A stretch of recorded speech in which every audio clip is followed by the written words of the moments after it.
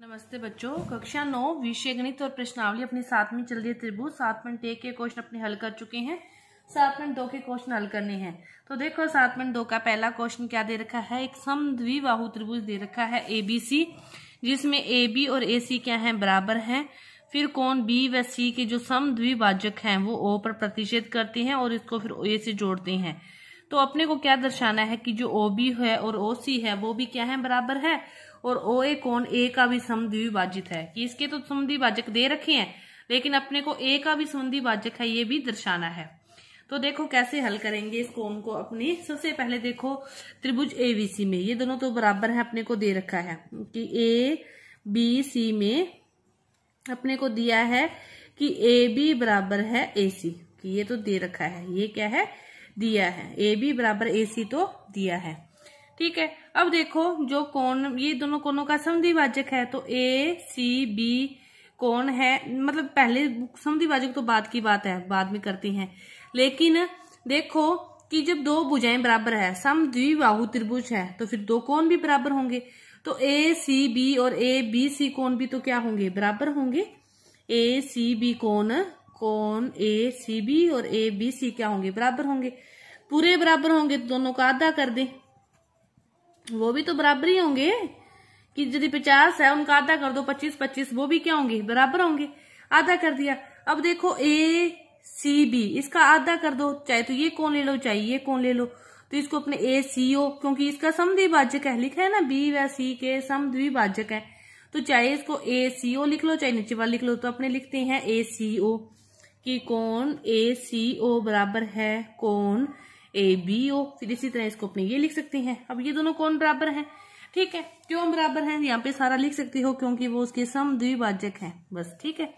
अब देखो त्रिभुज ले लो ABO और ACO, दोनों त्रिभुज ले लो ABO और त्रिभुज ले लिया ACO, क्योंकि अपने को सिद्ध करना है कि ये दोनों कोण बराबर हैं, कि इसका समद्विभाजक है। कब प्रूव होगा, ये दोनों त्रिभुज सर्वांगसम होंगे। अब सर्वांगसम के लिए अपने एक कोण तो एक एंगल तो निकाल लिया, वो ये वाला, कि ये वाला एंगल इसके बराबर है, ये तो अपने निकाल लिया। लिख सकते हो यहाँ पे कि ACO बराबर है कोण ABO के। इसको 1 नंबर समीकरण दे दो, इक्वेशन 1 से बराबर है। और OA इसमें भी है, इसमें भी उभयनिष्ठ भुजा होगी। OA क्या होगी, उभयनिष्ठ भुजा, उभयनिष्ठ भुजा। और AB और AC, AB इसकी AC इसकी है, ये भी दिया गया है कि जो AB है वो AC है, बराबर है, ये क्या है, दिया गया है। तो फिर ये दोनों जो त्रिभुज हैं, त्रिभुज ABO सर्वांगसम है त्रिभुज ACO के। यही प्रूव करना था, सर्वांगसम आगे कि एक भुजा दी है, एक उभयनिष्ठ है, एक अपने कोण निकाल लिया, दोनों त्रिभुज सर्वांगसम है। तो फिर जो ये वाला जो कोण होगा OAB और OAC, ये भी क्या होगा, समद्विभाजक होगा, बराबर होगा। कोण OAB बराबर होगा कोण OAC के। दूसरा दे रखा है OB और OC भी क्या होंगे, बराबर होंगे, क्योंकि सर्वांगसम त्रिभुजों के संगत भाग क्या होते हैं, बराबर होते हैं। वो लाइन भी आप इसमें लिख सकते हो कि सर्वांगसम त्रिभुजों के संगत भाग समद्विभाजित होते हैं, बराबर होते हैं। ये आपका हो गया क्वेश्चन नंबर 1। इसके बाद देखते हैं क्वेश्चन नंबर 2। क्या दे रखा है कि त्रिभुज ABC में AD जो भुजा है वो BC पर क्या है, लंब है। AD भुजा BC पर लंब है। दर्शाना है कि त्रिभुज ABC एक समद्विबाहु त्रिभुज है, जिसमें AB बराबर AC। ये अपने को सिद्ध करना है कि AB और AC क्या है, बराबर है। तो फिर ये दो त्रिभुज बन रहे हैं, सर्वांगसम का नियम अपना रहे हैं, तो ये दो त्रिभुज ले, इनको सर्वांगसम सिद्ध कर दें तो ये वाली भुजा भी क्या आ जाएगी, बराबर आ जाएगी। तो क्या करें, त्रिभुज कौन से ले लें, त्रिभुज ले लें ABD और त्रिभुज ले लें ADC, दोनों त्रिभुज ले लिए। अब इसमें AD और AD भुजा तो क्या है, उभयनिष्ठ है, पहले वही लिख दो कि AD भुजा AD इक्वल है, क्योंकि ये कौन सी भुजा है, उभयनिष्ठ भुजा है। अब ये वाला 90 डिग्री है, तो कोण ADB और ADC, ये कोण भी तो क्या है, बराबर है। कोण ADB बराबर है कोण ADC के, क्योंकि ये 90 डिग्री है और ये क्या है, दिया गया है। अब देखो, अब अपने को एक चीज और चाहिए कि जो आ जाए बराबर। तो देखो ये इसका क्या कह रहे हैं, लंब समद्विभाजक है। ध्यान से पढ़ो, लंब समद्विभाजक है, तो फिर BD और DC भी क्या होंगे, बराबर होंगे। ये भी क्या है, क्योंकि ये लंब समद्विभाजक है, लंब समद्विभाजक भाजक है इसलिए ये बराबर होंगे। बराबर होंगे तो दोनों त्रिभुज क्या होंगे, ए बी डी त्रिभुज सर्वांग सम हो गया त्रिभुज ए डी सी के। सर्वांग सम हो गया तो जो अपने को निकालना था कि ए बी बराबर ए सी आ गया, क्योंकि सर्वांग सम त्रिभुजों के जो संगत भाग हैं वो क्या होते हैं, बराबर होते हैं। ये इसके बराबर आ गया तो जो त्रिभुज है फिर दो भुजाएं बराबर है तो फिर वो त्रिभुज क्या होगा, समद्विबाहु। एबीसी क्या है, एक समद्विबाहु त्रिभुज है। यही अपने को प्रूव करना था और ये अपना प्रूव हो गया। इसके बाद देखो क्वेश्चन नंबर 3 हल करना है। क्वेश्चन नंबर 3 में क्या दे रखा है, आपको दे रखा है कि एबीसी क्या है, एक समद्विबाहु त्रिभुज है। ये डायग्राम दे रखा है और इसमें अब इसने दे दिया कि ये क्या है, समद्विबाहु त्रिभुज है जिसमें बराबर भुजाएं कौन सी है, एसी और एबी। पर क्या है, क्रमशः शीर्ष लंब है बीई और सीएफ खींचे गए हैं। दर्शाने हैं कि ये बीई और सीएफ भी क्या है, बराबर है।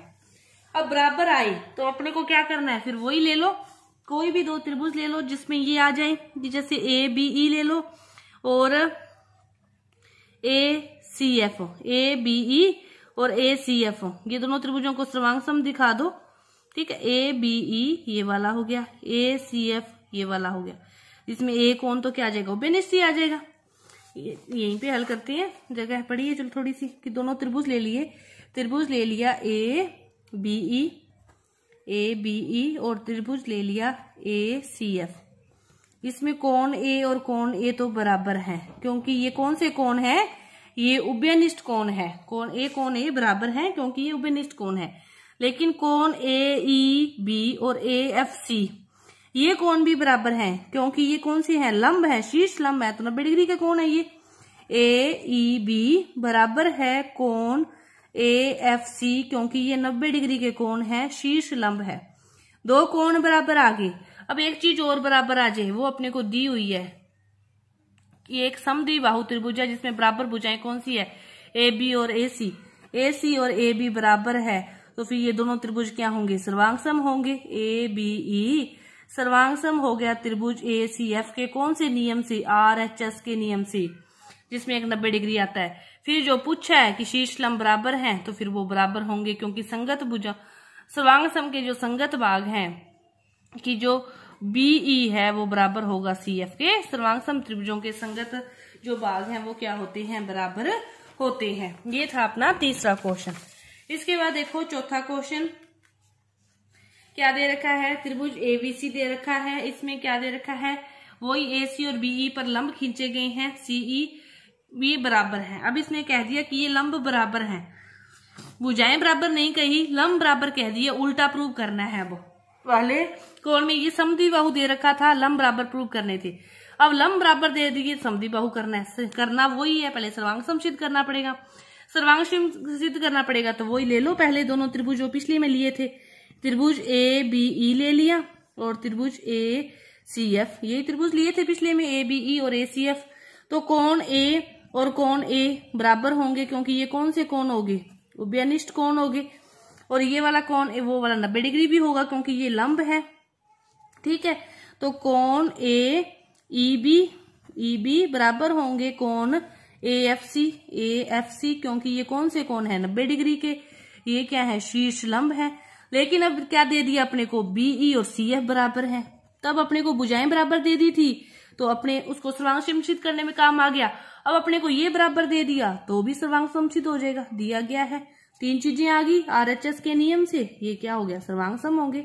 त्रिभुज ए बीई सर्वांग सम होगा त्रिभुज ए सीएफ के। अब सर्वांग सम हो गया तो फिर ये भुजाएं क्या होंगी, बराबर होंगी, क्योंकि सर्वांग सम त्रिभुजों के संगत भाग क्या होते हैं, बराबर होते हैं। दोनों क्वेश्चनों में अंतर समझो कुछ भी नहीं है, तीन चीजें बराबर दिखानी होती है, सब कुछ दिया होता है, बस थोड़ी सी ध्यान लगाना पड़ता है और कोई बात नहीं है, सब कुछ दिया होता है। अब अपने को 4 तक के तो क्वेश्चन हो गए, आगे की जो क्वेश्चन है वो अपने अगली वीडियो में करेंगे। धन्यवाद।